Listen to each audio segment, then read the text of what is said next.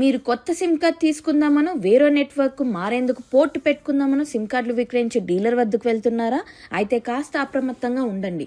Finger print, iris scan సరిగ్గా జరగలేదని మిమ్మల్ని మళ్ళీ అడిగితే అనుమానించండి.